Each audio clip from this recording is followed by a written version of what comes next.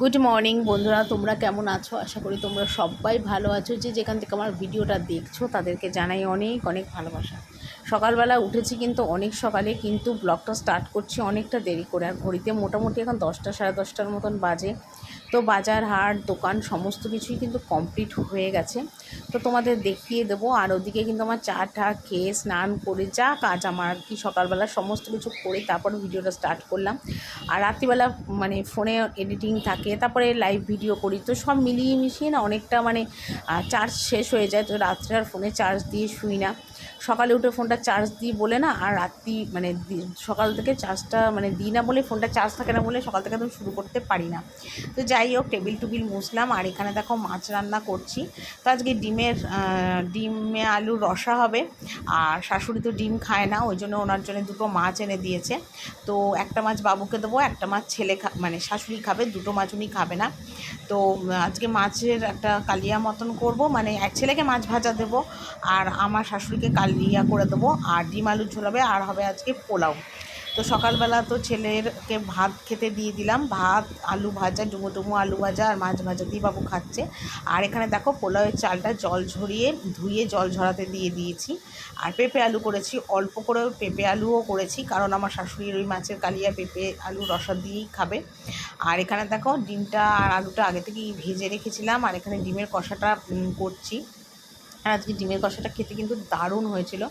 ঝোল আজকে করিনি, কেন পোলাওর সাথে তো আর ঝোল খেতে ভালো লাগে না, একটু কষা কষাটাই খেতে ভালো লাগে। তো আলু দেবো না ভেবেছিলাম, তো ননদ বললো যে একটু আলু দিতে, তো সেই জন্য আলুটা দিয়েছি আর কি, কারণ 2 পিস করে আলু মানে পোলাওর সাথে খেলে ভালোই লাগবে। তো আলুটা আগে ছাড়ছি, কারণ আলুটা একটু শক্ত শক্ত আছে, তো এটা সিদ্ধ হতে একটু টাইম নেবে, সেই জন্য আলুটা আগে ছাড়ছি। তবে ডিমটা পরে দেবো, কারণ ডিম দিয়ে না মশলা দিয়ে কষালে এতটা ভেঙে যায় না, মানে খুব বিশ্রী ব্যাপার হয়ে যায়।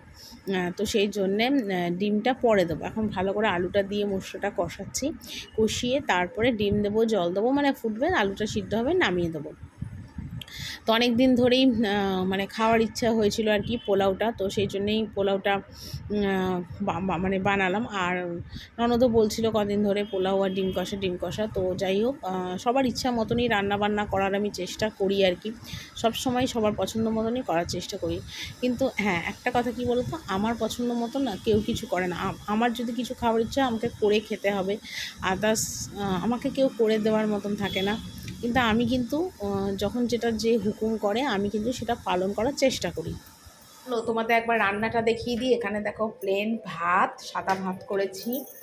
এখানে পটল আলু দিয়ে কাতলা মাছের একটা পাতলা ঝোল করেছি, কালকের বড়া রসা করেছিলাম সেটা রয়েছে। আর এখানে পেঁপে আলু শাশুড়ির জন্য, মাছটাও শাশুড়ির জন্য। আর এখানে করেছি দেখো পোলাও, নিরামিষভাবেই করেছি কিন্তু পোলাওটা, হাওয়া খেলেই এটা সব নরম হয়ে যাবে। যাই হোক, এই যে পোলাও করেছি। আর এখানে দেখো আমের চাটনি, পাতলা করে আমের চাটনি করেছি। আর ডিমের ঝোলটা এখনও হয়নি, চলো তোমাদের একবার ডিমের ঝোলটা দেখিয়ে দিই। আলুটা একটু শক্ত, সেই জন্য ডিমের ঝোলটা না মাখতে রাখছে। এই যে, আর ঝোলটা একটু টানবে আর আলুটাও একটু সিদ্ধ হবে, আলুটা এখনো হয়নি পুরোপুরি।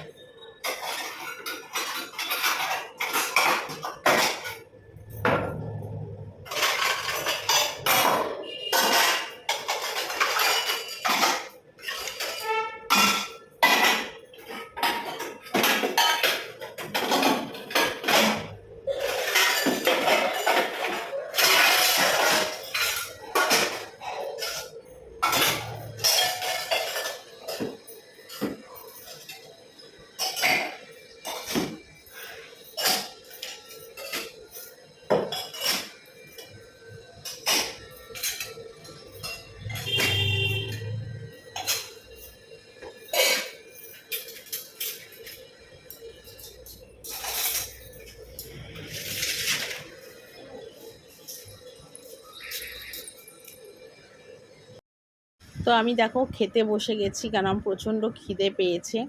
আর এখন কিন্তু সন্ধে হয়ে এসছে প্রায়, কেন আমি কিন্তু রিল বানাচ্ছিলাম ওপরে, তো রিল টিল বানিয়ে তারপর কিন্তু আমি খেতে এসেছি। তো বাবুকেও দেখো খানি খেতে দিয়ে দিয়েছি, আর আমিও নিজে খেতে বসে গেছি। বাবুকে পোলাও, ডিম কষা আর পেঁয়াজ দিয়েছি।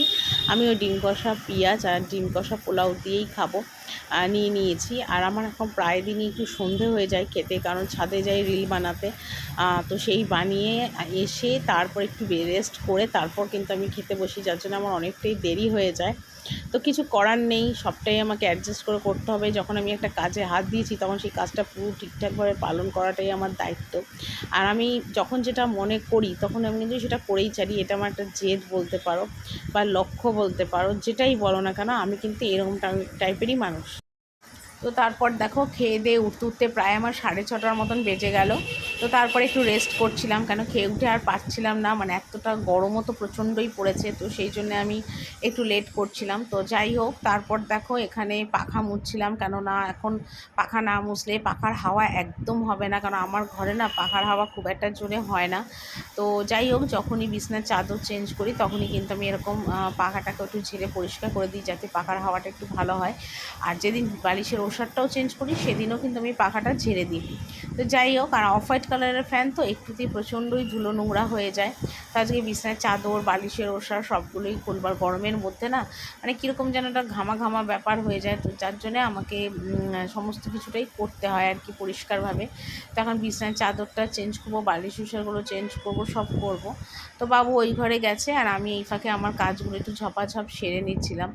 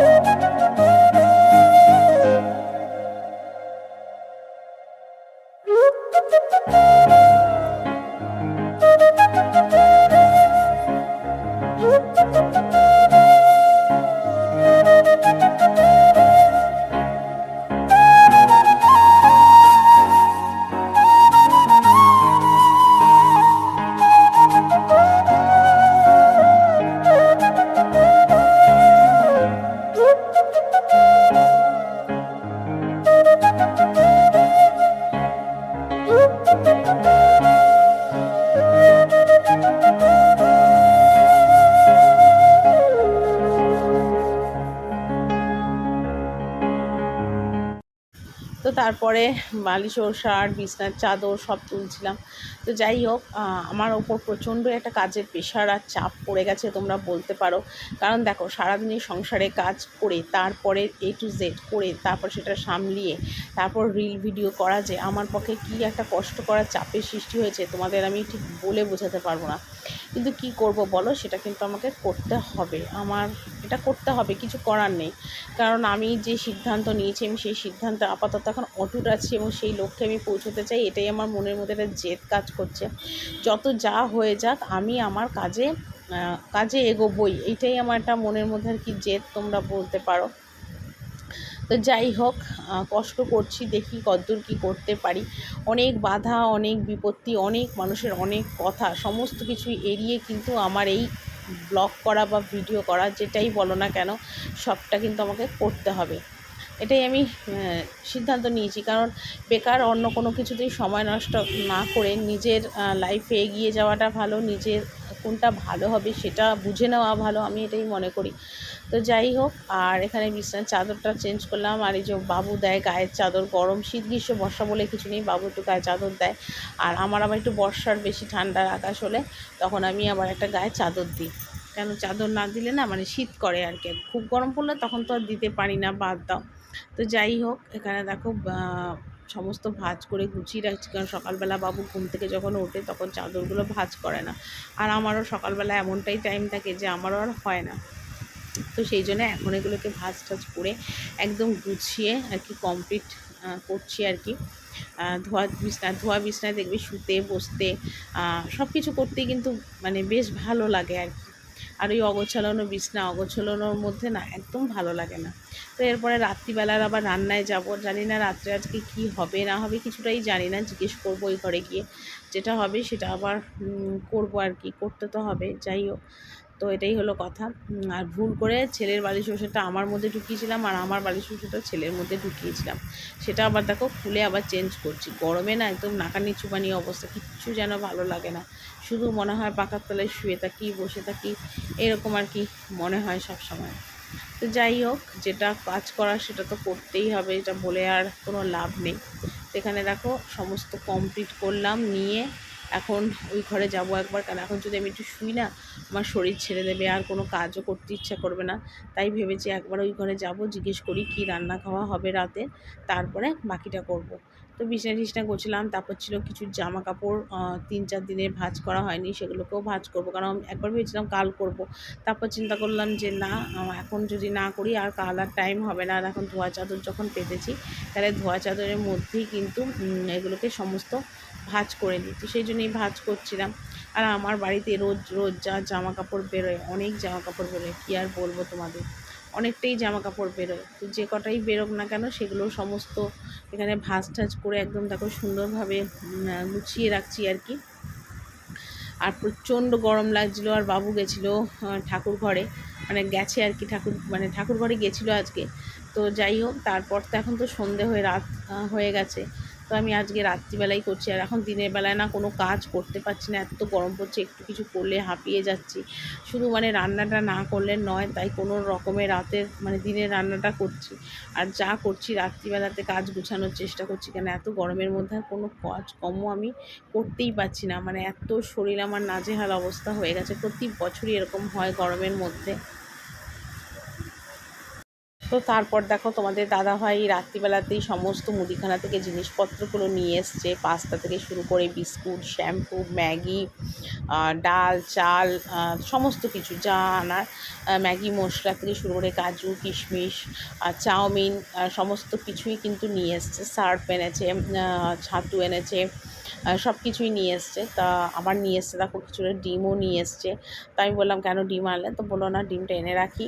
তো রাত্রিবেলা আজকে চাউমিন হবে, তো তার জন্য দেখো এখানে চাউমিনটা সিদ্ধ করেছি, দেখো এক কতটা করেছি, পুরো একটা প্যাকেট গোটা চাউমিনটাকে সিদ্ধ করলাম। আর এখানে দেখো বাসন মেজেছি, এক ঝুড়ি রাত্রিবেলা করে বাসন মেজেছি, তারপর যেগুলো এনেছে সেগুলো সব গুছিয়ে রাখলাম। আর এখানে দেখো আলু, গাজর আর ক্যাপসিকাম একসাথেই ভাজতে দিয়ে দিয়েছি, হলুদ আর নুন দিয়ে ভাজতে বসিয়ে দিয়েছি, কারণ অনেকটা না রাত হয়েছে, 11:30 বাজে। তো সেই জন্যে একসাথে বসিয়ে দিয়েছি, ওটা ভাজা হয়ে গেলে একবারে চাউমিনটা দিয়ে একবারে নামিয়ে দেবো।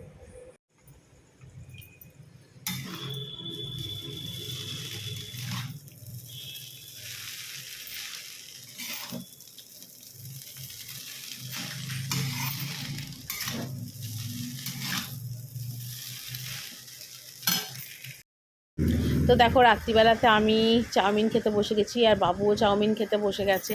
তো বাবুকেও চাউমিন দিয়েছি, আর ওর মধ্যে একটু ম্যাগি মশলা ছিটিয়ে দিয়েছি, কারণ নিরামিষের দিনে না চাউমিনের মধ্যে একটু ম্যাগি মশলা না দিলে খেতে ভালো লাগে না।